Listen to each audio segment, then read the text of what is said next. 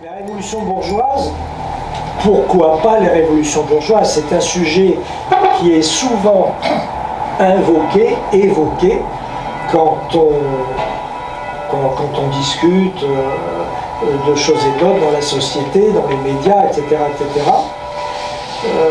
C'est un sujet qui est omniprésent, par exemple, regardez le débat réforme-révolution qui agite le mouvement ouvrier depuis des décennies et des décennies.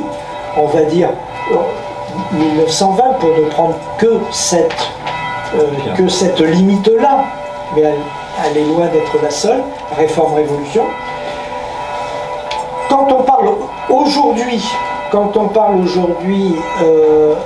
des pays du tiers-monde, du sud global, de leur sortie du sous-développement, là aussi, dans le tiers-monde, les peuples se posent la question réforme ou révolution.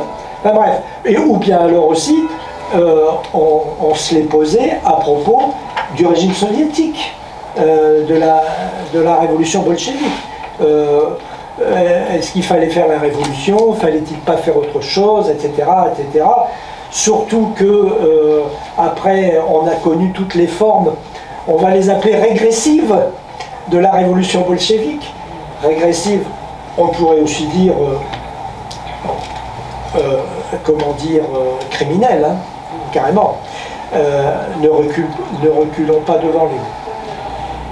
Voilà. Et puis les partis ouvriers, partis politiques de gauche en France aujourd'hui se posent aussi cette question. Gramsci, etc. Bon, il y a une révolution modèle, c'est la Révolution française, hein, pour le monde entier. Il y a une révolution modèle, et il y en a deux autres qui sont sur les deux autres marches du podium. C'est la révolution hollandaise et la révolution anglaise. Je vais vous proposer des conférences sur ces deux révolutions-là, hollandaise et anglaise. Mais avant cela, je voudrais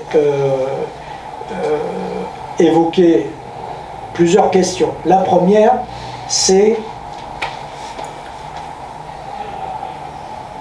combien de révolutions de par le monde au fil des siècles? Quelle est l'ampleur spatiale et temporelle du sujet? Je crois que c'est important de consacrer quelques minutes à ça parce que nous sommes obnubilés par la nôtre de révolution et puis les deux autres, les deux dauphines. Bon. Mais c'est bien loin d'épuiser le sujet. Nous allons le voir. Bien. Donc les limites spatio-temporelles, on va voir ça ce soir. Deuxième question, contre quoi les révolutions se soulèvent-elles? Qu'elles soient échouées ou réussies d'ailleurs, contre quoi se soulèvent-elles? On va voir ça aussi ce soir. Et dans 15 jours, autre question préliminaire, avant de regarder les révolutions hollandaises et anglaises, autre question préliminaire, quelles sont, bien sûr que chaque révolution a son profil, surtout je ne nie pas ça, bien sûr, ses particularités, ses points forts, ses points faibles, ses impasses, tout ce que vous voudrez. Mais quand même, en dépit de toutes les caractéristiques particulières que chaque révolution peut avoir, quels sont les mécanismes généraux? On va essayer de les dégager. À partir de quels critères peut-on appeler une révolution une révolution? On va dire, ça fait partie des mécanismes généraux. Il y avait des petites, des moyennes et des grandes. Hein? Oui, mais il y a un critère, c'est tout de même un changement de pouvoir politique, économique, un changement, un tournant majeur. Nous, c'est pour ça que nous sommes une révolution modèle. enfin un modèle typique. C'est parce que la Révolution française, elle marque un tournant de ce type. Avant 89, on est encore dans l'Ancien Régime et après on est dans un régime bourgeois. Alors plus ou moins bourgeois au début, puis de plus en plus bourgeois au fil du temps, hein, bien entendu. Tout ça est affaire de degrés, de transition, cela va de soi. Hein. Mais disons que avant 89, il y a plein de choses bourgeoises dans le système avant 89. Il y a la puissance économique formidable de la bourgeoisie. Il y a son hégémonie culturelle absolument incontestable. Et il y a même des dispositifs sociaux, économiques et sociaux, qui sont typiquement bourgeois. Bon. Oui, mais en 89, la bourgeoisie, elle n'a pas le pouvoir. Elle en est toujours à quémander des exceptions, des exemptions, des exceptions pour avancer. Et donc, ça, il arrive un moment où elle ne le supporte plus. Et donc, il faut, elle souhaite la révolution politique. Et elle aura lieu. Bon, donc, le critère, c'est la révolution, elle est terminée, elle est achevée, elle est complète, elle est complétée, elle est complète quand le pouvoir politique a aussi basculé. Pas seulement le pouvoir économique et culturel, ou hégémonie culturelle, mais aussi la domination politique. C'est ça le critère. Et ça s'est terminé par Napoléon. Oui, mais Napoléon, c'est... Mais tu parles de la révolution hollandaise et anglaise, mais ils ont conservé la monarchie, qui existe encore aujourd'hui en 2024. Bien sûr. Ils n'ont pas le pouvoir, mais ils ont quand même des droits importants. On voit bien que le roi d'Angleterre, il se permet d'intervenir dans la vie politique du pays. Hein. Absolument. Mais ça ne diminue pas du tout le caractère bourgeois de la Révolution anglaise, puisque c'est valable des deux côtés, ou de la Révolution hollandaise. Et sur le terme révolution, est-ce qu'on peut exclure du terme révolution tout ce qui n'a pas une prédominance politique, c'est-à-dire tous les changements majeurs, on va dire, de l'histoire de l'humanité, mais qui n'ont pas pour origine un changement radical du point de vue politique, mais qui peuvent eux-mêmes entraîner des changements politiques radicaux par effet, par conséquence. Je pense aux révolutions économiques, sociales, culturelles, industrielles, technologiques et autres. Bon, le passage de... Le néolithique. Le néolithique, on va dire, c'est ce qui a le plus révolutionné sans que ce soit une révolution politique, mais ça a eu aussi des effets politiques sur l'organisation de... Bien entendu. Alors, oui, mais là, la révolution, pardon. Tu parles de la révolution néolithique, le passage du néolithique. Non, le passage du paléolithique au néolithique. Oui, oui, c'est ça. Mais là, le problème, c'est que une révolution telle qu'on la conçoit dans les livres d'histoire, comment dire, il y a des acteurs qui sont conscients, qui font une révolution, alors que je ne sais pas si les gens du néolithique, quand ils sont passés du paléolithique au néolithique, ils se sont dit, punaise, qu'est-ce qu'on est bon, on passe du néolithique au paléolithique. Pour prendre des révolutions modernes qui ne sont pas de nature politique en premier lieu, c'est parmi les révolutions technologiques. La révolution industrielle anglaise. Voilà, Oui. ou même les révolutions dans le domaine des nouvelles technologies, Oui, je comprends ce que tu veux dire. l'invention de l'électricité, l'électronique, l'information publique. Oui, mais les gens, ils sont dans ces transformations industrielles et tout ça, mais en fait, ils ne sont pas maîtres de leur destin. Or, la Révolution française ou la Révolution anglaise, quand ils ont fait leur mouvement révolutionnaire, ils devaient avoir en tête, enfin sûr, qu'ils étaient des acteurs qui allaient changer leur vie aussi. Je ne sais pas si j'interprète bien aussi. Non, mais je vais. Il y a une formule de Marx qui dit ce sont les hommes qui font l'histoire, mais ils ne savent pas l'histoire qu'ils font aussi. Oui, c'est ça. Alors, oui, il y a de ça. Cette question, quand tu la poses, tu es en train de reconstituer, de reformuler une problématique que Hobsbawm, l'historien célèbre, a formulée pour le bloc révolution industrielle anglaise et révolution politique française.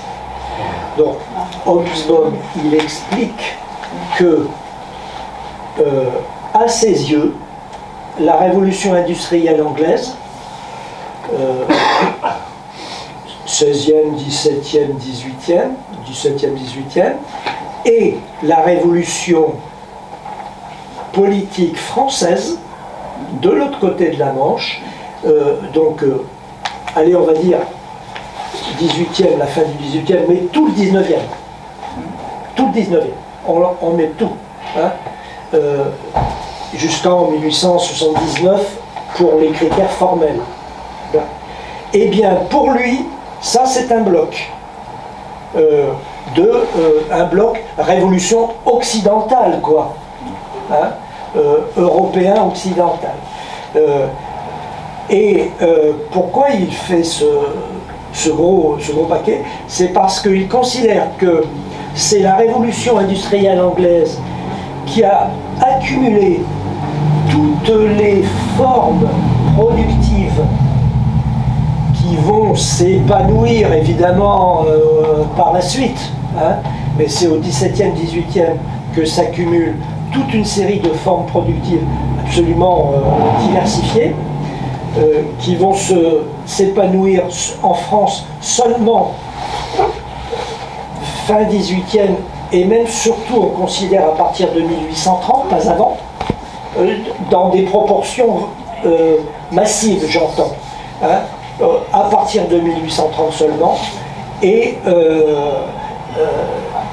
tout ça a créé les conditions pour ensuite que s'achève, se parachève ce qui pour lui est un point de départ, c'est-à-dire 1789. Bon, on peut y ajouter la décennie révolutionnaire, bien sûr, mais pour lui tout ça c'est un point de départ. Si cet ensemble-là est parvenu à une certaine maturité politique au fil du 19e, c'est parce qu'il y avait entre France et Angleterre un ensemble massif de conditions au niveau des forces productives au départ pour l'Angleterre, et puis au niveau des forces, au niveau politique, au niveau de la révolution politique, en 89, 99, fin 18e, pour la France. Et c'est ça qui donc pour lui représente la révolution anglo-française. Je continue. Peut-être, si on veut... Allez, je vais être un peu emmerdeur, on va prendre un exemple, c'est celui de la révolution russe. Ben oui, bon, parce que là ça pose un problème qui inverse un peu votre question, c'est que la révolution russe, c'est une révolution politique, mais qui n'arrive pas à construire la révolution économique correspondante. Il ne faut pas oublier qu'en 21, Lénine nous dit on va faire la NEP, c'est-à-dire du capitalisme d'État. Il y a des éléments socialistes, bon, mais on sait très bien que on n'est pas dans ce qu'on a appelé le socialisme. Autrement dit, et évidemment, ça pose un gros problème pour la suite. Est-ce que ça n'a pas ensuite purement et simplement avorté? Bon, ça, voilà. Bon. Mais autrement dit, quand on n'a pas l'espèce de correspondance, d'harmonie entre, enfin d'harmonie si on peut dire, entre le système économique et des formes politiques... Compatibilité. Compatibilité, oui. on n'a pas la révolution. Alors elle peut se développer à des rythmes différents. En Angleterre, effectivement, mais il ne faut quand même pas oublier que très rapidement en Angleterre, il y a eu par exemple un régime parlementaire bien avant la France. Oui. Bon. Simplement, c'est effectivement la Révolution française, si on peut dire, qui a donné la figure d'universalité de la Révolution. Donc, en particulier avec les droits de l'homme, etc. Bon. Et ça, là, ça pose un gentil problème pour les révolutions bourgeoises, c'est la bourgeoisie a su se donner des figures d'universalité pour triompher. Et voilà. Oui, voilà, bien sûr. Donc, tu vois l'inversion qu'il fait, finalement, je trouve que ça éclaire la première réponse. Puisque dans le schéma d'Hobsbawm, les choses se sont, on va dire, globalement bien passées. Hein. Elles sont arrivées à maturité. Bon, il y a eu beaucoup d'exploitation, de morts, etc. Hein. Attention. Hein. Mais disons que les sociétés anglaises et françaises sont parvenues en 2 siècles, ou 2 siècles et demi, enfin bon, à une maturité économique et politique, et elles se sont confortées les unes les autres. Je regarde aussi Victor qui est là, en pull rose, hein, je le dénonce, parce que lui c'est un Irlandais, cet individu, hein, donc peut-être qu'il a un point de vue aussi sur la question. N'est-ce pas Victor? Peut-être. Peut-être. Voilà, donc la maturité est arrivée. Ça ne pouvait pas être le cas dans le cas inverse. Il l'attendait. Bon, c'est la fameuse histoire que les bolcheviks étaient convaincus qu'il y aurait la révolution en Allemagne. Ben oui, bien sûr. Et que, comme par hasard, elle n'a pas eu lieu. Entre autres, merci aux camarades socialistes. Mais bon, et la mère.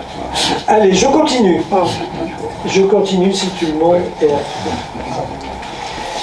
Donc, je disais donc que je vais d'abord faire le point des limites spatio-temporelles du sujet, ensuite regarder contre quoi les révolutions bourgeoises se soulèvent, et ensuite, dans 15 jours, eh bien, nous regarderons quels sont les mécanismes généraux par-delà toutes les particularités.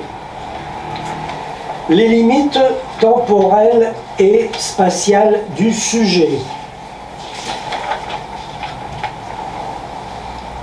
Alors, la première idée, c'est que des révolutions bourgeoises, il y en a bien plus qu'on ne pense. On en trouve dès le XIIe siècle, en Europe occidentale. C'est le mouvement des communes.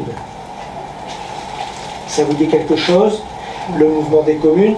Je vous donne une référence, un lien hypertexte dans la trace écrite. Alors j'ajoute une remarque générale. Pour les conférences sur les révolutions bourgeoises, je vais souvent évoquer des choses que je ne vais absolument pas creuser. Je vais les évoquer et je vais passer à autre chose aussitôt. Mais à chaque fois, je vous mets dans la trace écrite un lien hypertexte. Ça veut dire que la trace écrite, pour ces révolutions bourgeoises, elle revêt le caractère d'un document de travail un peu plus que dans les autres cas. Donc, là, le mouvement, et puis par ailleurs aussi, il faut bien le dire,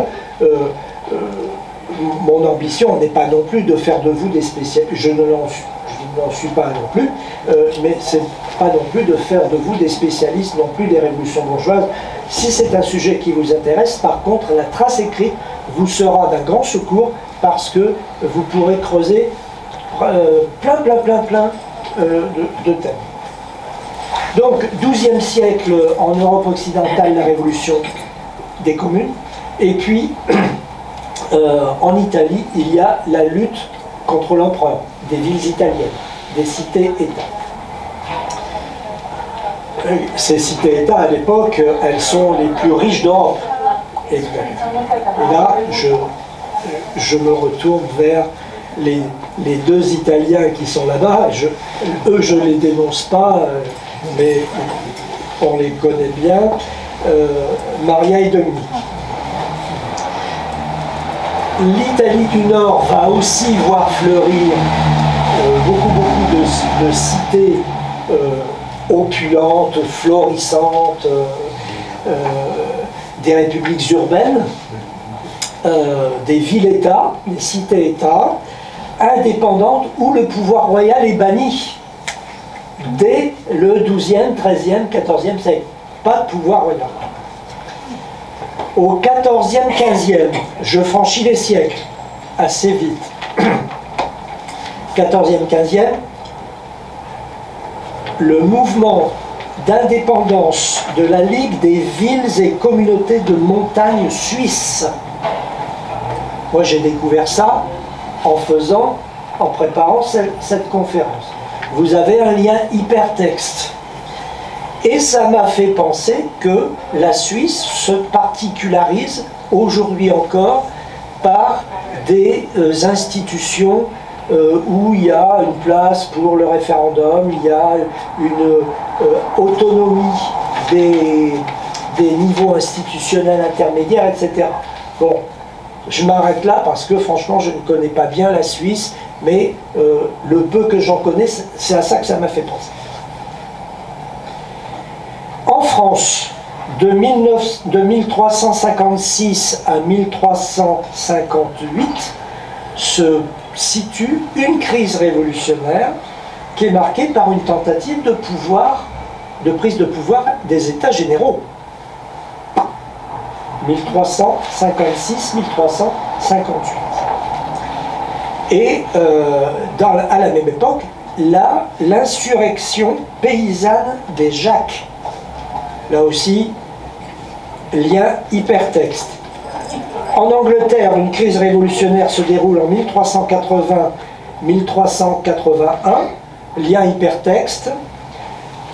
En Allemagne, enfin nous disons l'Allemagne aujourd'hui, bien entendu, mais la guerre des paysans, en 1525, lien hypertexte, là aussi, et quelle est la référence que l'on peut brandir aussi, c'est Friedrich Engels, la guerre des paysans.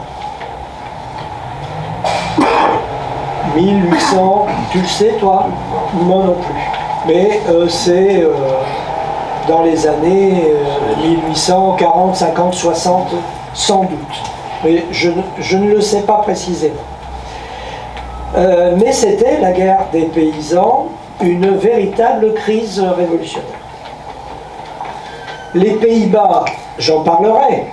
Les Pays-Bas, 1566-1609. Là, il y a quelque chose en plus à dire, c'est que c'est la première fois qu'une révolution installe un régime bourgeois, moderne. C'est une révolution réussie, après bien des misères, bien des affres, bien des impasses, bien des reconfigurations. Mais enfin... la liberté de la presse. Et la liberté de la presse. Vous savez qu'au XVIIe siècle, les Français, les philosophes français vont aux Pays-Bas, etc. Et des journaux des Pays-Bas, je ne sais plus lequel, écrivaient les articles en français. Voilà. Ouais. Voilà, c'est pour ça que les philosophes français allaient en Hollande. Voilà, donc là, bon, normalement, on a dû avoir quelques lumières au lycée sur ça à travers l'étude de Descartes. Normalement, la contextualisation du discours de la méthode doit amener les profs à donner quelques petites choses là-dessus. La révolution anglaise de 1640-1660, il faut aussi, bien sûr, la mentionner. Elle a un statut, elle apparaît quelquefois comme une révolution qui a été échouée. C'est une injustice. Elle a enclenché une liste impressionnante de transformations en Angleterre. Je continue ma liste. et je suis encore plus superficiel, on va dire. Je gambade comme ça. La Fronde, c'est une crise révolutionnaire bourgeoise. 1648-1653. Quand Louis XIV arrive au pouvoir, c'est le premier grand sujet dont il se saisit. D'une manière d'ailleurs paradoxale, puisque il va mettre au pas la bourgeoisie, mais pour la mettre au pas, il va l'installer au pouvoir. Il va la calmer, il va calmer ses ardeurs. Louis XIV est l'un des monarques qui a le plus fait appel aux administrateurs et ainsi de suite bourgeois. 1640-1652, révolution catalane. 1647, soulèvement de Naples et de Sicile, qui ont un caractère bourgeois. Je continue, et je suis encore plus superficiel encore. Je cite des pays comme ça à la volée. 18e, 19e. La Belgique. La Belgique, c'est un sous-produit de la révolution hollandaise. Je n'en dis pas plus aujourd'hui, je vais l'évoquer rapidement une autre fois. La Rhénanie, les républiques bataves, helvétiques, cisalpines, elles ont connu leur révolution bourgeoise. L'Italie, bien sûr, l'Espagne, la révolution ibérique aussi, les États-Unis d'Amérique et le Japon, la révolution Meiji. Aucune, bon, ma liste s'arrête là. C'était juste pour vous faire toucher du doigt que la liste est longue. Bien sûr, 95% sont échoués. On est bien d'accord. Là-dedans, qu'est-ce qui est réussi? C'est la France, la Hollande, l'Angleterre, et puis c'est à peu près tout. Le reste, c'est plus ou moins échoué. Mais, même quand elles sont échouées, aucune de ces révolutions ne restera sans résultat. Et à l'inverse, rares sont celles, quand elles sont échouées, dont les résultats vont être clairs, nets et sans bavure. C'est des deux côtés. Hein. C'est pas évident de faire, autrement dit, ce n'est vraiment pas évident de faire le bilan de toutes ces crises révolutionnaires. Deuxième idée, c'est un processus de 8-9 siècles. 8-9 siècles, c'est un processus. Chaque crise va apporter son lot de poussées tectoniques, dans la poussée tectonique, mais voilà, ça va durer un sacré bout de temps, 8-9 siècles, avant de commencer, en certains lieux, à déboucher. Donc voilà, il faut se sortir de l'idée qu'il y a 3-4 révolutions. Non, il y a tout un paquet de crises échouées, c'est une affaire entendue, mais qui toutes apportent un petit quelque chose. Et c'est tout ça, c'est tout cet ensemble qui a accouché des États bourgeois modernes. Est-ce qu'on peut dire que toutes ces crises que tu viens de citer ont un dénominateur commun? Est-ce qu'elles ont un dénominateur commun? Les crises elles ont toutes cette particularité d'être qualifiées de crises révolutionnaires bourgeoises, ou de révolution bourgeoise, ou de mouvement bourgeois, ou de soulèvement bourgeois, etc. Donc, elles sont portées. Attention, je précise que je te réponds, mais sans du tout connaître les révolutions dont je viens de parler. On est d'accord, hein? Bon, je ne suis pas un spécialiste de toutes ces révolutions, bien loin de là. Mais ce que je comprends à travers ce que j'ai lu, c'est que toutes elles sont portées par la classe bourgeoise en priorité. Peut-être s'est-elle adjointe les paysans, ou bien les artisans en d'autres endroits, ou bien, va savoir, le clergé en d'autres endroits encore, le clergé pauvre par exemple, hein, le bas clergé autrement dit. Il y a peut-être eu des tas et des tas de configurations un peu loufoques, hein, un peu rock'n'roll, c'est bien possible, mais ce que j'imagine, c'est que dans tous les cas, c'était la classe bourgeoise qui était au cœur des choses, au cœur du mouvement. C'est ça le point commun que moi, pour ma part, je vois. Et sans doute que si ce que je dis est vrai, sans doute que les revendications, elles étaient du côté de la circulation marchande, du côté de la force de travail, achat et vente de la force de travail.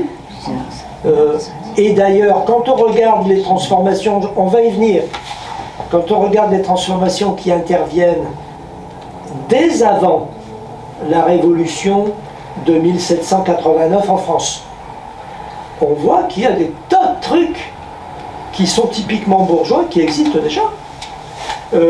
L'achat-vente de la force de travail existe déjà. Ça n'a pas du tout le caractère massif que cela aura au XIXe siècle, mais dès,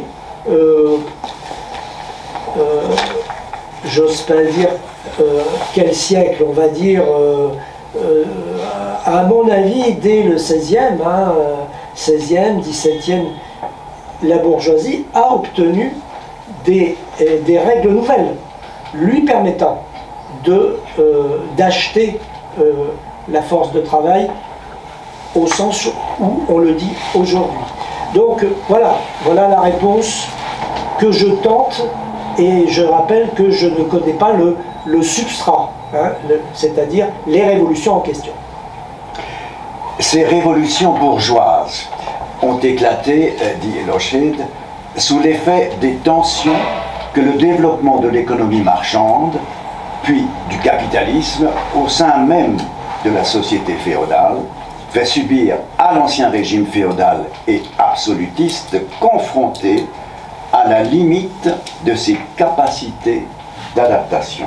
Donc vous voyez là, donc ça répond un peu à la question. Ça répond un peu, d'accord. Il avait une question. Au sein même. Ouais. Oui. Le développement de l'économie marchande, puis du capitalisme, au sein même de la société féodale. Donc, au sein de la société féodale, il y a d'abord un développement de l'économie marchande. Tout ça, ce sont des distinctions établies par Marx dans le Capital, dans le livre 1. Donc, l'économie marchande, puis le capitalisme, qui, on va dire, c'est quoi la différence entre les deux? J'en parlerai en janvier, mais tout de suite disons que le capitalisme radicalise tout un tas d'aspects de l'économie marchande. Il radicalise, il durcit, il radicalise. Voilà. Pour faire vite. Hervé. Petite remarque, c'est qu'au point de bascule, on va dire, des 15e, 16e et surtout 17e siècle, il y a aussi une confrontation majeure entre deux acteurs. C'est d'une part les monarchies absolues qui émergent, qui n'existaient pas vraiment auparavant, avec la naissance d'États-nations et puis des monarchies absolues qui se répandent un peu dans toute l'Europe. Et on va dire la classe aristocratique, la noblesse, qui auparavant détenait à la fois la propriété foncière et aussi le pouvoir militaire et politique, quoi. Et de justice. Et de justice, quoi. Voilà, mais aussi toute la puissance militaire était du côté de la noblesse, et ce qui contrevenait avec les ambitions du pouvoir, enfin l'ambition de monarchie absolue, quoi. On va y venir. On y vient. On va y venir. Alors, Donc voilà la citation de Hugues. Donc toutes ces révolutions bourgeoises, dans le contexte dans lequel elles se produisent, il y a quand même un problème, c'est que les acteurs de ces soulèvements, ils ont rarement un programme clair et ils improvisent souvent. Malgré tout, et vaille que vaille, le résultat va quand même être l'extension des rapports marchands. La grande ligne de force, ça va quand même être ça, l'extension des rapports marchands, puis celle du capitalisme. Et il faut aussi parler de toutes les transformations juridiques et institutionnelles qui sont obtenues au fil des siècles dans l'ensemble des pays. Là, c'est un inventaire, là aussi, à l'après-Vert, il faudrait faire un inventaire, bien sûr, pays par pays, pour être parfait. Alors, pour résumer, vous avez d'abord la libération des serfs, de leur servitude personnelle. Ça, c'est un grand résultat de tous ces soulèvements. La contribution des soulèvements est très variée, mais l'un dans l'autre, au fil des siècles, une évolution se produit qui est claire, c'est la libération des serfs de leur servitude personnelle et le fait que les redevances aux seigneurs prennent une forme monétaire au lieu de corvée. Forme monétaire au lieu de corvée. Transformation importante. Cela contribue grandement à l'extension de la circulation marchande. Le partage des fiefs des seigneurs en petites propriétés paysannes ou leur transformation directe en exploitation agricole capitaliste. Également, l'évolution du droit de propriété vers une forme absolue, typique de la société marchande, en lieu et place de la forme conditionnelle qui, elle, est typique de la société féodale. La forme conditionnelle, c'est le fait que le seigneur concède, on va dire, une propriété d'une forme particulière aux gens qui sont dans son fief, à condition que ces personnes contribuent, et contribuent grandement même, à l'effort militaire, quand il y a besoin. Donc, on est propriétaire de ces hectares, de ces terres, mais c'est une propriété conditionnelle. La condition, c'est d'apporter au seigneur, disons, sa peau, quoi, hein, sa peau, de vendre sa peau. La suppression du pouvoir judiciaire et étatique des seigneurs dans leur seigneurie. Donc là, c'est plutôt avec la monarchie absolue, comme tu le disais. Donc, à un moment donné, les monarques reprennent les droits de justice que les seigneurs possédaient, dont ils faisaient usage depuis je ne sais pas quand, depuis sûrement la mise en place de la féodalité. Autre évolution, des garanties juridiques de protection des personnes et de leurs propriétés contre l'arbitraire seigneurial et royal, plutôt vers la fin de la période, on va dire, que vers le début. Vous voyez, là on est sur des droits des personnes. La restriction du pouvoir et des propriétés foncières de l'Église et la liberté religieuse et de conscience. Là aussi, probablement plutôt vers la fin des 8-9 siècles que vers le début. L'abolition de la dîme, impôt payé à l'Église. Pour la France, ce n'est que la Révolution qui l'a obtenu. Ça n'est pas arrivé avant, mais dans certains autres pays, c'est arrivé avant. Pas pour nous. L'égalité devant la loi et la fin de l'accès privilégié de la noblesse aux charges officielles, la carrière ouverte aux talents. Qu'il disait, hein, ils étaient aussi bons que les nôtres aujourd'hui. Hein, ils savaient... Je ne sais pas s'il ne faut pas inclure, pour la France en tout cas, la carrière, l'accès privilégié de la noblesse, fin de l'accès privilégié. Il y a la noblesse de robe. La noblesse de robe qui est issue de la bourgeoisie et qui achète des offices et qui leur permet d'avoir des privilèges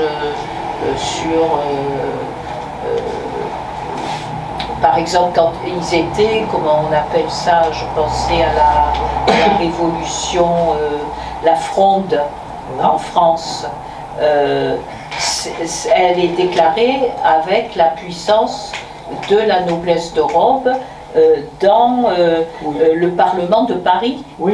Hein, où à ce moment-là, pour une sombre question d'impôt qu'ils votent eux-mêmes et que Mazarin leur refuse, ils commencent à déclencher une révolution qui va s'ajouter aux rébellions des Parisiens, etc., et qui va en faire la Fronde. Mais je pense que cet aspect-là ne s'applique pas spécialement à la France, parce qu'au contraire, je crois que la monarchie, les dernières décennies de la monarchie française sont marquées par un durcissement à cet égard. C'est-à-dire que l'accès que les bourgeois avaient pu avoir à toutes ces fonctions officielles au fil des temps, au fil des siècles, eh bien, dans les dernières décennies de la monarchie, cet accès se restreint. Et la pratique de la monarchie se durcit. Et tous les accès sont dans les monarchies dans les fonctions officielles, spécialement les plus importantes, un fermier général, des choses comme ça, eh bien, c'est des nobles qui accèdent aux fonctions officielles. Il y a un durcissement de la monarchie, là. Donc, je ne pense pas que cette remarque-là s'adresse spécialement à la France. Elle doit viser d'autres pays que nous.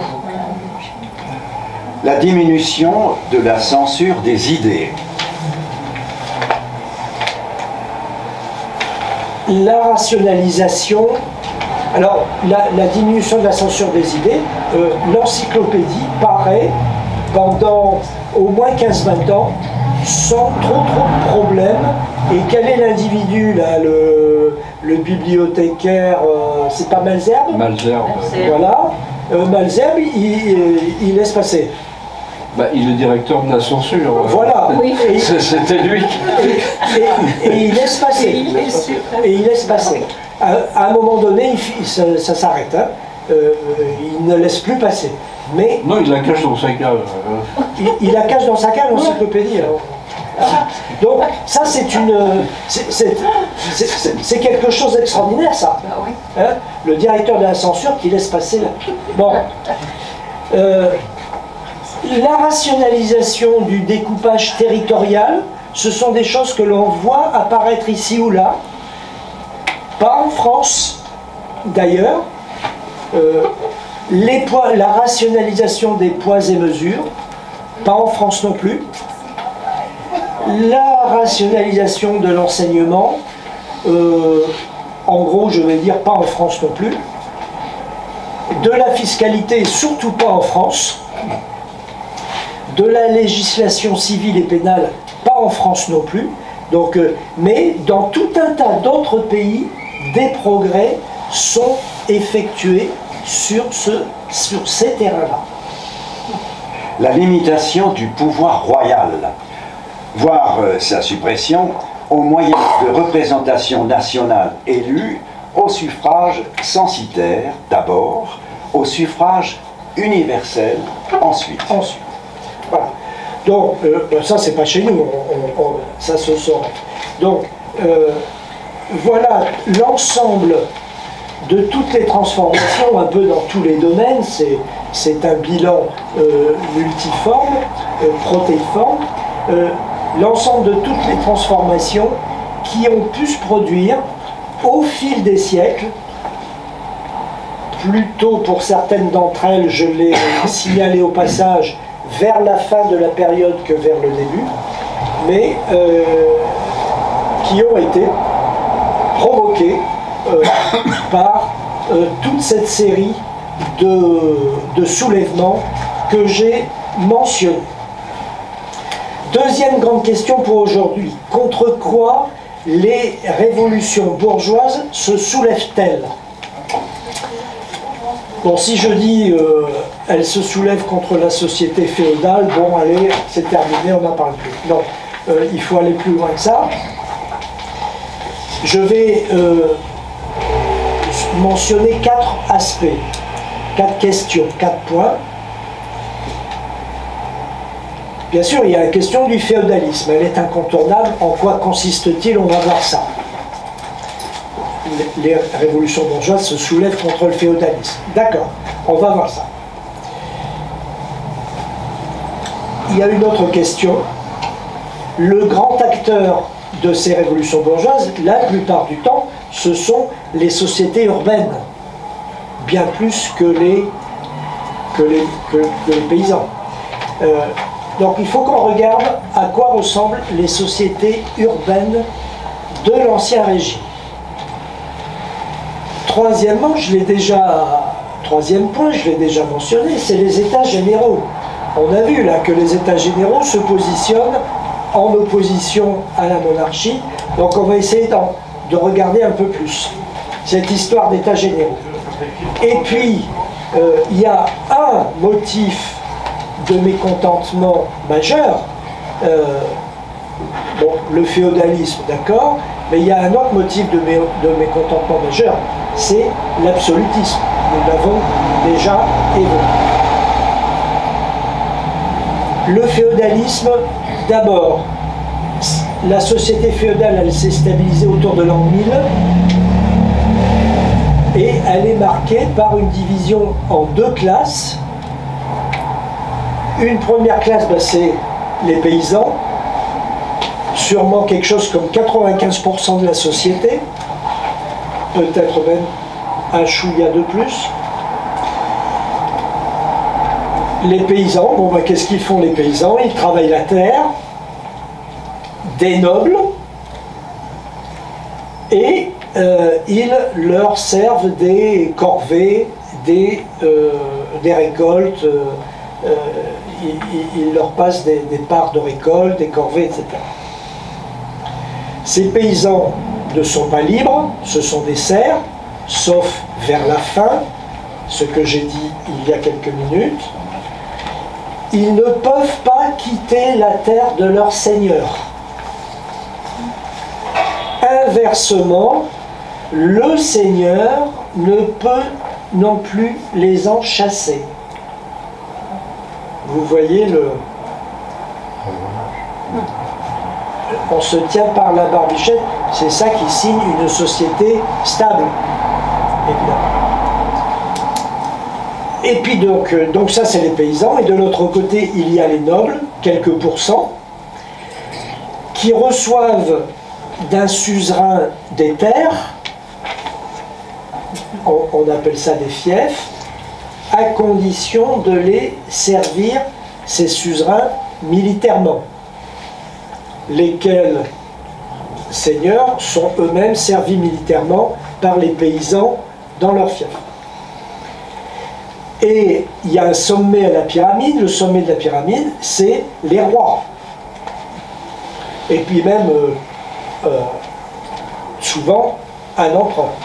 Mais il y a les rois. Et les rois et leur royaume. Il n'y a pas que les paysans et les nobles, il y a l'Église. L'Église, vaste bureaucratie, énorme propriétaire terrien, un truc, je pense que pour la Révolution, je crois que c'est dans les 20 ou 30 ou 40%, un truc dans ce goût-là. Hein, ça sera à préciser, mais ça tourne entre 20 et 40. En tout cas, il y a des régions de France où c'est 40, d'autres 20, d'autres 40, ça c'est sûr. Donc l'Église, et elle fournit au féodalisme des justifications idéologiques, religieuses idéologiques. Et elle lui fournit aussi des intellectuels dont il a besoin. Le féodalisme n'a jamais existé à l'état pur, il s'est combiné avec d'autres rapports sociaux. Rapports marchands, surtout dans les villes. Donc ça a été évoqué précédemment. Rapports esclavagistes, surtout dans le sud méditerranéen. Rapports tribaux, dans l'est, la Frise, et le nord, l'Écosse. Et ce que l'on appelle les rapports allodiaux, dans un langage technique, c'est quoi ça? Eh bien, ça vise les paysans libres, propriétaires de leurs terres et exempts de redevances féodales. Donc là, ce sont des résidents des populations allodiales. Je vous mets le lien hypertexte qui approfondit cette question. Et ça, des rapports allodiaux, on en trouve un peu partout, et surtout dans les régions de montagne. On devine bien pourquoi. Là, ce sont des communautés qui se développent dans une relative autarcie. Donc, si on veut se résumer, je vais déjà conclure, je vais bientôt conclure ce chapitre. On a affaire à une société quand même assez parcellisée, avec des paysans, des nobles, l'Église. On a des titres de propriété qui viennent de diverses origines. Il y a des chartes de privilèges, il y a des traités d'alliance qui organisent la propriété de la terre, etc., etc. Tout ça est particulièrement enchevêtré, et c'est la raison pour laquelle, dans l'Ancien Régime, il y a un métier, une profession qui était celle de Babeuf, il me semble. Babeuf, oui. Il me semble. Hein, oui. Babeuf, quel était le nom de son métier? C'était les gens qui décortiquaient les titres de propriété des nobles. Ouais. Voilà. Mais ce métier avait un nom, et c'était le métier de Babeuf. Je l'ai oublié. Bon, c'était un ordre social qui confinait quelque part aussi à un ordre bien embrouillé, peut-être même à un certain désordre, puisqu'il y avait des contestations dans tous les sens. Et là-dedans, il y avait en plus de tout ça, il y avait les villes qui étaient des îlots républicains, parce que dans tout ce désordre, les bourgeois avaient réussi à construire les villes dans les interstices. Hein, ils s'étaient débrouillés pour construire des villes qui étaient des îlots. Tu cherches la réponse peut-être. Et des villes qui se gouvernaient elles-mêmes. À la fin du Moyen-Âge, vers le 15e, 16e siècle, le féodalisme a perdu certains de ses caractères. Les paysans ont été affranchis du servage et leurs redevances ont été transformées en argent. Comme ils payaient aux seigneurs des cens annuels, on les a appelés des censiers. Censiers. Ce nom vous dit quelque chose? Dans la littérature sur la Révolution, on parle des censiers. La paysannerie, de son côté, elle est devenue un ensemble relativement hétérogène. Bon, il y avait les serfs, il y avait les censiers, il y avait les métayers, il y avait les fermiers, il y avait des petits propriétaires, il y avait ceux que j'ai cités tout à l'heure, les paysans libres, il y avait les domestiques, il y avait les salariés agricoles, et puis il y avait des chômeurs et il y avait des vagabonds. Souvent les seigneurs féodaux ont acquis un droit de propriété absolu sur leurs terres. Ils sont donc sortis du système de propriété conditionné par un service militaire, c'est-à-dire le système du fief. Et s'ils sont sortis de ce système, c'est qu'ils sont entrés dans un autre système, c'est-à-dire marchand. Les corvées, tout était remplacé par des sommes d'argent. Au total, au fil des siècles, c'est ça qu'il faut retenir, c'est que beaucoup de situations de dépendance personnelle ont disparu.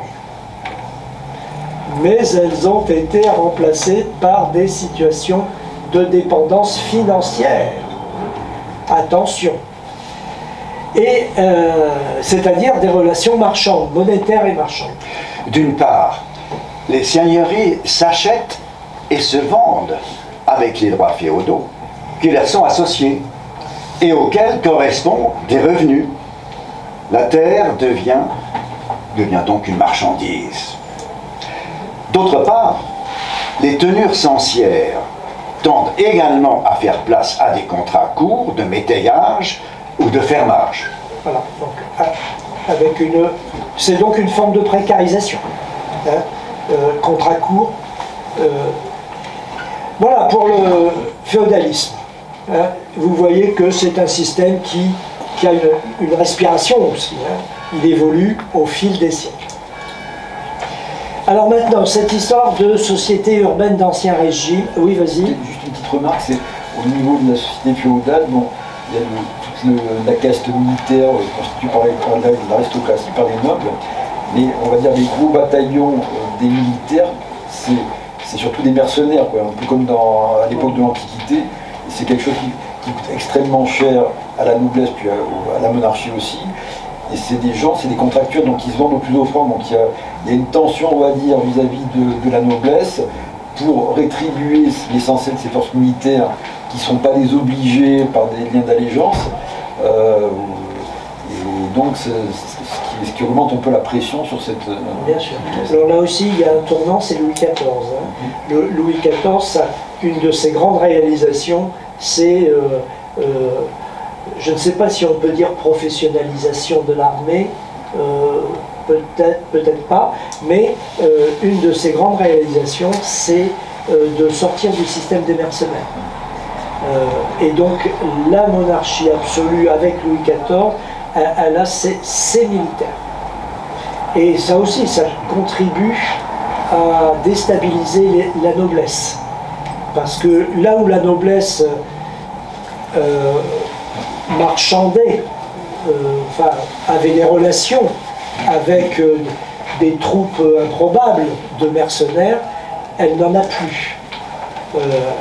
Elle perd ce terrain de discussion et de contractualisation. Je ne sais pas si le mot est juste, entre guillemets. Et là, c'est le roi, c'est Louis XIV qui le récupère là aussi. Louis XIV met fin à la décentralisation de l'armée. Il met fin à la décentralisation de l'armée. Ouais. Pour le dire simplement. Donc je pense à ce qu'on... On peut le dire comme ça. Ce dont on dit aujourd'hui qu'ils ont leur fief. Oui, c'est ça. C'est archiviste. Pour Babeuf. C'est ce que j'ai trouvé dans Wikipédia. Moi j'ai dans la tête un autre nom. Bon, d'accord. Ouais. Alors, la société urbaine d'Ancien Régime. La société urbaine d'Ancien Régime, elle est typiquement structurée de la manière suivante, en commençant du haut et en allant vers le bas. Les patriciens. D'abord. Un petit nombre de familles d'origine marchande ou financière le plus souvent. Ce sont souvent les bourgeois les plus riches. Ils vivent noblement, certains sont anoblis. Ils peuvent être alliés par mariage à des nobles. La grande majorité de la population urbaine est formée par la réunion des corporations de métiers, bouchers, marchands, maçons, drapiers, orfèvres, tanneurs, boulangers, brasseurs, bateliers, verriers, etc.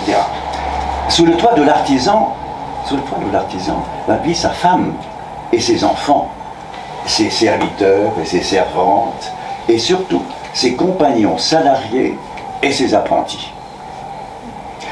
Enfin, le petit peuple réunit les petits métiers artisanaux non organisés en corporations. Petits marchands ambulants, porteurs d'eau, serviteurs et servantes, ouvriers journaliers du bâtiment ou du port, ouvriers des manufactures et enfin mendiants. Voilà. Donc vous voyez 3 couches, les paysans, les artisans commerçants organisés en corporation qui sont donc plus protégés, plus friqués, et puis troisièmement le petit peuple. Donc pour schématiser, les patriciens,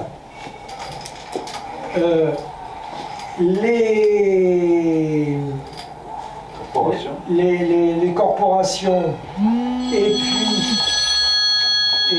puis le petit peuple. Voilà les 3 catégories. Et il y en a une 4e qui est la suivante. C'est celle-ci. C'est-à-dire toutes les couches les plus désargentées des 3 catégories citées. Qui sont-ils? Les plébéiens.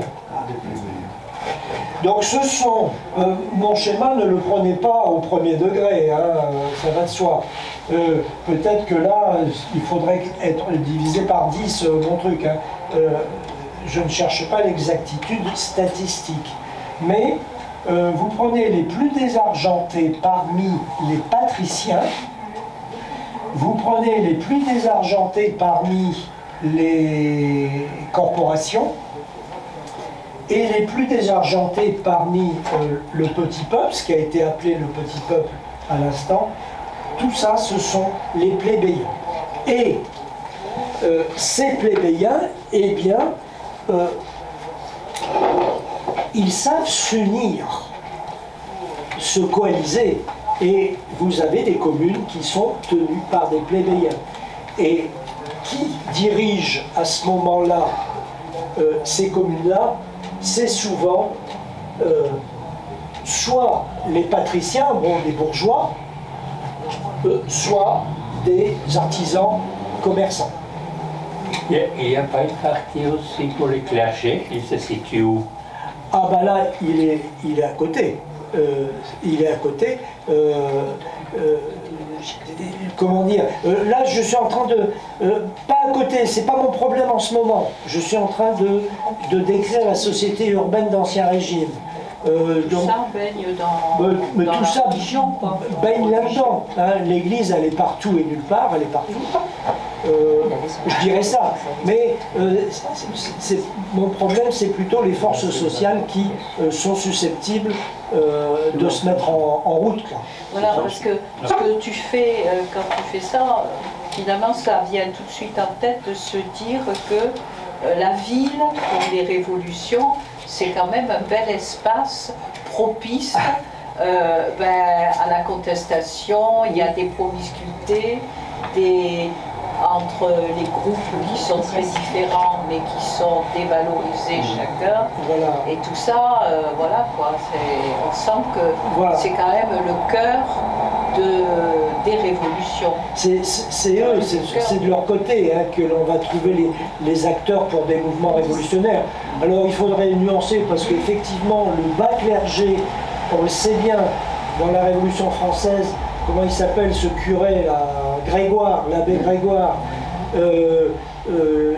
lui il fait partie du bas clergé et il épouse la cause révolutionnaire. Oui, bon. Et beaucoup de curés du bas clergé aussi d'ailleurs hein, épousent la cause révolutionnaire puisqu'ils sont exploités par le haut clergé, carrément exploités d'une manière éhontée, en rémunération, etc. Et en rémunération et en considération, parce que le haut clergé, c'est des nobles en soutane quelque part. Hein. Enfin, je mélange tout, mais quelque part, c'est ça. Ah ouais. Ils peuvent éventuellement être mariés d'ailleurs, etc., etc. Donc c'est n'importe quoi le haut clergé à cette époque-là. Voilà. Hein. Mais le bas clergé, je ne dirais pas que ce sont des acteurs significatifs dans un mouvement révolutionnaire. Je pense qu'ils peuvent épouser une cause, suivre un mouvement, mais on ne va pas les trouver, même l'abbé Grégoire d'ailleurs, sauf erreur de ma part, on ne le trouve pas en pointe hein, ou sur les barricades, etc. Il écrit des libelles ou des choses comme ça. Michel? Oui, je crois simplement, je crois que Monique a trouvé le métier, c'est feudiste. Voilà, Feudiste. feudiste, F-E-U-D-I-S-T-E. Pour les titres de noblesse. Voilà. Feudiste. Oui, c'était le job de Babeuf. Gracchus Babeuf. Alors, donc, voilà, la structure, là, elle est rapidement... Ce que l'on peut dire, c'est que au bout du bout, la bourgeoisie était relativement bien intégrée à la société féodale. Il faut vraiment se persuader de ça. Elle n'était pas, disons, malheureuse, à cran, etc., etc. Non, elle était relativement bien intégrée et au fil des siècles, sa puissance ne faisait que croître. Quelle proportion représentait-il? Oh, ça, c'est une question à 500 €. Sûrement pas beaucoup, parce que quand même, à cette époque-là, les paysans, c'est 90%, hein, 95%, sûrement pas beaucoup, mais c'était pas leur nombre, c'était leur puissance financière. Il faut, à cet égard, faire une différence importante entre la bourgeoisie commerciale 15e, 16e siècle, bourgeoisie commerciale qui s'adonne à du commerce, éventuellement au long cours, mais du commerce, et la bourgeoisie financière qui au fil des siècles, elle accumule une puissance et une influence, puissance et influence phénoménale. Elle finance les monarchies, etc. Et dans les états généraux, on va y venir, elle fait entendre sa voix. Elle fait entendre sa voix. Alors, donc, c'est une société donc, où la bourgeoisie est relativement bien intégrée, soit qu'ils participaient à la gestion municipale, ce que j'ai mentionné tout à l'heure, soit qu'ils avaient acheté des terres, soit même qu'ils avaient acquis des seigneuries. Bien sûr, la bourgeoisie, elle ne rêvait pas de république. Hein. Elle ne rêvait pas de république, mais de devenir noble. Ne nous y trompons pas. Hein. Après, ça va changer. Les États généraux. À partir du XIIIe siècle, les rois commencent à convoquer des États généraux. XIIIe siècle, pas avant. Donc il y a les trois ordres que nous connaissons, clergé, noblesse et tiers état, avec un mode d'élection plus ou moins démocratique, mais qui aboutit quand même à ce que ce sont quand même presque toujours des députés bourgeois qui arrivent aux États généraux. Mais c'est conforme à leur influence qui découle de leur puissance, bien sûr. Donc des députés bourgeois en ce qui concerne le tiers-état, presque toujours. Et quand nous regardons les cahiers de doléances, voilà. La bourgeoisie, donc, elle était riche, elle gouvernait les villes, elle contrôlait le crédit, spécialement celui qu'elle accordait aux rois et aux nobles, elle contrôlait la production et le commerce, elle possédait des terres, voire des seigneuries, je viens de le dire, elle fournissait au roi, je l'ai déjà dit aussi, des fonctionnaires, des ministres. Hein. Bref, sous l'Ancien Régime, la bourgeoisie était une classe sociale profondément intégrée et puissante. Elle n'était pas opprimée, j'insiste beaucoup là-dessus. Simplement, il y avait juste un hic, un gros hic peut-être, un gros hic, mais ça s'arrêtait là quand même, c'est qu'elle n'avait pas le pouvoir politique.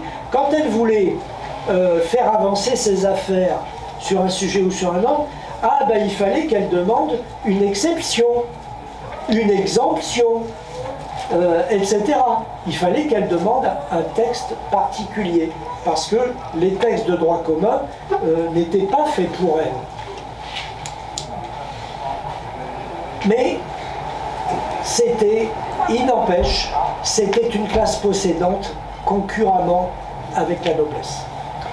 Seule une partie de la bourgeoisie qui s'était lancée dans les affaires d'une certaine envergure pouvait se sentir entravée par les réglementations de l'Ancien Régime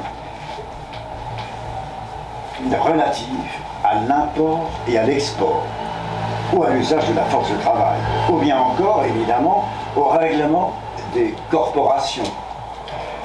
Elle en était réduite à quémander des exemptions ou des dérogations. Mais de là à ce que la bourgeoisie souhaite un changement de régime, il y avait un pas que, pendant des siècles, elle n'a pas franchi. Voilà. On insiste, hein, on insiste, c'est parce que il ne faudrait pas imaginer que la bourgeoisie ait été de tout temps une classe révolutionnaire. Non, c'est venu avec le temps. Officiellement, donc je suis toujours sur les états généraux, officiellement le roi ne pouvait créer un nouvel impôt ou bien supprimer une ancienne loi sans l'accord des états généraux. Donc il les réunissait quand il avait besoin de fonds ou d'autres choses, et c'est ça qui rendait les états généraux plus forts. À chaque fois qu'il réunissait les états généraux, il trouvait devant lui des bourgeois qui étaient de plus en plus cons, quoi, de plus en plus riches, je veux dire. Hein, de plus en plus riches. De moins en moins gueux et de plus en plus bourgeois. La noblesse pouvait monnayer son accord contre des exemptions ou bien autre chose, des exemptions d'impôts par exemple. Et puis la bourgeoisie aussi, elle pouvait monnayer son accord contre des possibilités de contrôle de la recette et de la dépense. Et bourgeoisie et noblesse pouvaient aussi s'entendre entre elles, les coquines, pour contrôler le pouvoir royal. Là, c'était encore plus grave pour le pouvoir royal. Et quelle forme cela prenait? Cela prenait la forme de ce qui a été appelé les comités permanents des États. Il est souvent arrivé qu'après une réunion des États généraux, c'est comme ça qu'il faut parler, la réunion des États généraux, il est souvent arrivé qu'après une réunion des États généraux, la fête continue avec un comité permanent des États, ou même plusieurs comités permanents des États, sur des sujets divers et variés. Alors, la bourgeoisie devenait de plus en plus riche, et qu'est-ce qu'il en est de la noblesse? Est-ce qu'ils étaient dans l'aisance ou pas tellement? Pas tellement. De moins en moins dans l'aisance. En Bretagne. De moins en moins dans l'aisance. D'autant qu'en France, en tous les cas, nous avons eu affaire à une noblesse qui souvent a refusé de déroger. Déroger, ça voulait dire à l'époque accepter d'exercer une fonction rémunérée. Parce qu'ils savaient quand même les terres, et sur les terres travaillaient les paysans, qui créaient de la richesse, non? Oui, mais ça avait tendance à rapporter de moins en moins. Ce qu'il faut peut-être mettre en relief, c'est que au-dessus de toute cette organisation, il y a quand même l'idée fondamentale que la noblesse, elle est d'essence supérieure, quoi. Elle est de sang bleu, elle est née noble, et si tu déranges, si tu travailles, tu es relégué, tu es... Voilà, il faut faire travailler les autres. Ah bah, oui, parce que tu es né avec le sang bleu, tu fais partie de quelque chose que les autres ne peuvent pas comprendre. Et en France, ils n'ont pas dérogé. Et non, ils ont dérogé. Oui, mais... tu pouvais déroger, il fallait remettre ton noblesse à une espèce de chambre de la noblesse, et à ce moment-là, tu pouvais vivre marchandement, le mot... marchandement, c'est pas mal, c'est bien. Le mot en dit long. Donc il y avait des dérogations, mais surtout, je crois qu'il y avait une énorme différenciation dans la noblesse, hein, et qui d'ailleurs, paradoxalement, dans la Révolution française, c'est plutôt les nobles très riches au début de la Révolution qui finalement étaient... le gars qui a proposé l'abolition des droits féodaux, les droits féodaux, ça lui payait quoi, même pas l'avoine de ses bourrins. C'était souvent ceux qui lisaient les philosophes. Bah oui, c'était eux qui étaient au parfum. Là, tu parles au moment de la Révolution. Au moment de la Révolution, mais avant. Mais avant, il y avait quand même eu aussi, tu y faisais allusion, un renforcement particulier pour les charges militaires, etc. Donc, pour être présenté à la cour, il fallait allonger je ne sais plus combien de quartiers de noblesse. Voilà. Bon. Alors, ça, évidemment, ça limitait... Ça freinait.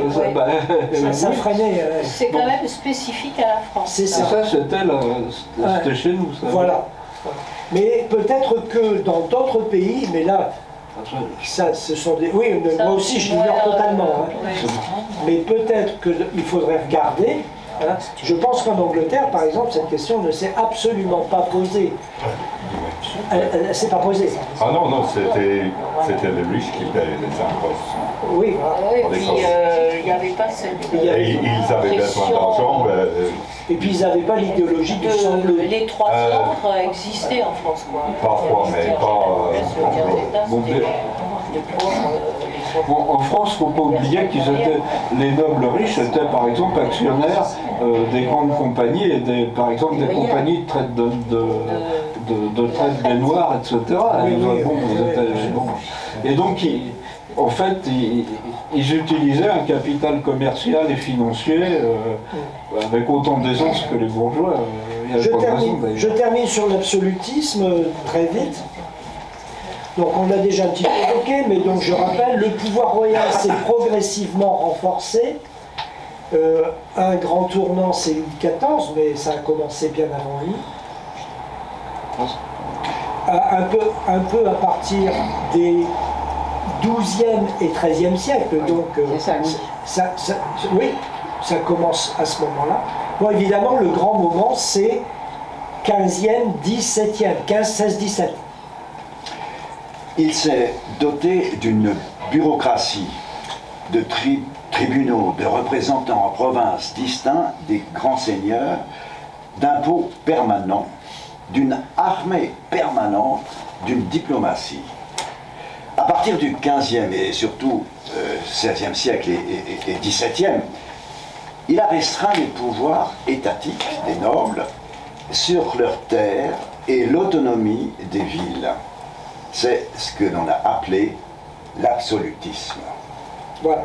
Si la noblesse a accepté cette évolution, on peut se demander pourquoi elle a accepté. Si elle a accepté, c'est parce qu'elle avait quand même quelques raisons, quelques intérêts. Elle avait besoin de l'État pour la protéger contre les soulèvements paysans. Déjà, première raison. Et puis, elle avait aussi besoin de l'État pour la protéger contre les tentatives de conquête des seigneurs voisins, des noblesses voisines. Et puis aussi, elle avait son problème endémique d'endettement. Il fallait qu'elle puisse s'adosser à l'État pour régler ça, pour gérer ça. Et à cet égard, elle avait besoin des pensions du roi, elle avait besoin des traitements des fonctions civiles et militaires, etc., etc. Donc, au bout du bout, la noblesse a accepté cette évolution vers l'absolutisme. Mais ça, c'est une évolution qui a fini par produire des soulèvements, des crises révolutionnaires, etc. Et là, nous retombons sur la bourgeoisie qui voit sa puissance grandir, grandir, grandir, et l'absolutisme, ça ne lui plaît pas du tout. Et à un moment donné, elle va vouloir y mettre fin. Fin de la conférence.